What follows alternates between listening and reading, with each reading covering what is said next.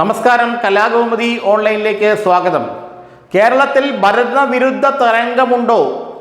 പിണറായി വിജയൻ CPM-ന്റെ അവസാനത്തെ മുഖ്യമന്ത്രിയായിരിക്കുമോ? 2026 തെരഞ്ഞെടുപ്പിൽ UDF വൻ ഭൂരിപക്ഷത്തിൽ തിരിച്ചു വരുമോ? ഈ ചോദ്യങ്ങളാണ് ഇപ്പോൾ കേരളത്തിൽ ഉയരുന്നത്. നിലമ്പൂർ ഉപതെരഞ്ഞെടുപ്പ് 2026-ന്റെ ഒരു ടെസ്റ്റ് ഡോസാണെന്ന് നമ്മൾ പലതവണ പറഞ്ഞതാണ്. നിലമ്പൂർ ഉപതെരഞ്ഞെടുപ്പിനെ അത്ര ലാഘവത്തോടെയല്ല ഇരു മുന്നണികളും കണ്ടതെന്നുമാണ് വാസ്തവം. UDF-ന്റെ ഉറച്ച സീറ്റാണ് നിലമ്പൂരെന്നും അതുകൊണ്ട് അവിടുത്തെ പരാജയം വലിയ കാര്യമൊന്നുമില്ലെന്നുമൊക്കെ CPM നേതാക്കൾ ഇപ്പോൾ പറഞ്ഞു തുടങ്ങിയെങ്കിലും അവരുടെ മനസ്സിലും ഒരു ഉൾക്കിടിലം ഉണ്ടായിട്ടുണ്ട്. 2026-ൽ UDF അധികാരത്തിൽ വരുമോ? ഭരണമാറ്റം ഉണ്ടാകുമോ? ഭരണമാറ്റം ഉണ്ടാകുമെന്നാണ് നമ്മളുമായി സംസാരിച്ച UDF നേതാക്കളെല്ലാം പറയുന്നത്. നിലമ്പൂർ അതിൻ്റെ ഒരു ടെസ്റ്റ് ഡോസാണെന്നും UDF-ന് വോട്ടുകൾ സമാഹരിക്കാനുള്ള ആ ശക്തി, കഴിവ് തിരിച്ചെത്തിയെന്നുമാണ് ഇപ്പോൾ അവർ പറയുന്നത്. 2021 തെരഞ്ഞെടുപ്പിൽ വോട്ടുകൾ സമാഹരിക്കാനുള്ള കോൺഗ്രസിൻ്റെയും UDF-ൻ്റെയും ഒരു കഴിവില്ലായ്മയാണ് CPM-നെ അല്ലെങ്കിൽ പിണറായി വിജയനെ രണ്ടാമതും അധികാരത്തിലെത്തിച്ചത്. എന്നാൽ ഇപ്പോൾ അങ്ങനെയല്ല.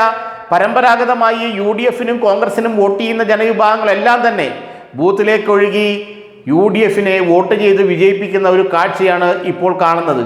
അതുകൊണ്ട് കോൺഗ്രസ് കടുത്ത ആത്മവിശ്വാസത്തിലാണ് 2026-ൽ ഭരണമാറ്റം ഉണ്ടാകുമെന്ന് അവരുടെ ആ പാർട്ടിയുടെ പ്രമുഖ നേതാക്കൾ ഉറപ്പിച്ച് പറഞ്ഞു കഴിഞ്ഞു.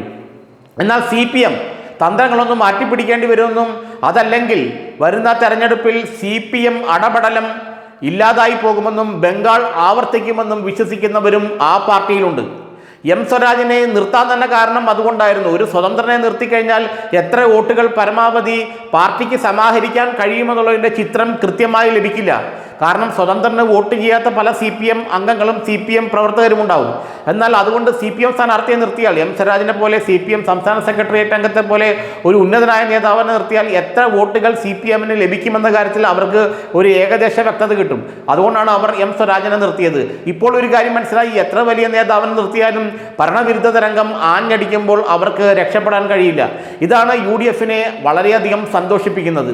ഭരണവിരുദ്ധ തരംഗത്തിൻ്റെ പ്രകടമായ സൂചനകൾ നിലമ്പൂരിലെ തെരഞ്ഞെടുപ്പിൽ ഉപതെരഞ്ഞെടുപ്പിൽ കണ്ടുവെന്ന് തന്നെയാണ് കോൺഗ്രസ് നേതാക്കളും UDF നേതാക്കളും പറയുന്നത്. മുസ്ലിം ലീഗ് നേതാക്കൾ രാവിലെ തന്നെ അതിൻ്റെ സൂചനകൾ നൽകിയിരുന്നു. PK കുഞ്ഞാലിക്കുട്ടിയും PMA സലാമും അടക്കമുള്ള നേതാക്കൾ ഇത് ഭരണവിരുദ്ധ തരംഗത്തിനെതിരെയുള്ള മുന്നേറ്റമാണെന്ന് തുറന്നു പറയുകയും ചെയ്തു. മുസ്ലിം ലീഗിൻ്റെ ഈ ഒരു തുറന്നു പറച്ചിൽ കോൺഗ്രസ് നേതാക്കളും പങ്കുവെക്കുന്നുണ്ട്. ഏതായാലും 2026 തെരഞ്ഞെടുപ്പിൽ ഈ വർദ്ധിച്ച വീര്യത്തോടു കൂടിയായിരിക്കും UDF-ഉം കോൺഗ്രസും മുന്നോട്ട് പോവുക. അതിനിടയിൽ തദ്ദേശ സ്വയംഭരണ സ്ഥാപന തെരഞ്ഞെടുപ്പ് നടക്കുന്നുണ്ട്.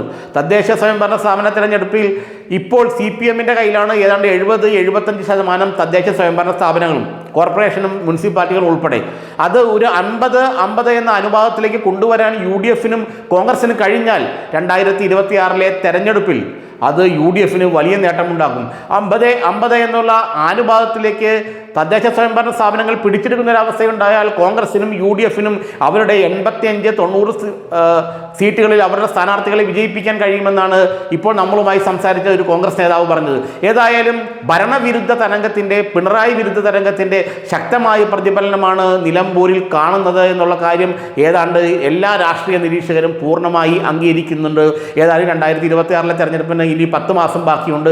10 മാസം കൊണ്ട് പിണറായി വിജയൻ എന്ത് മാജിക് കാണിക്കുമെന്നൊന്നും നമുക്കറിയില്ല.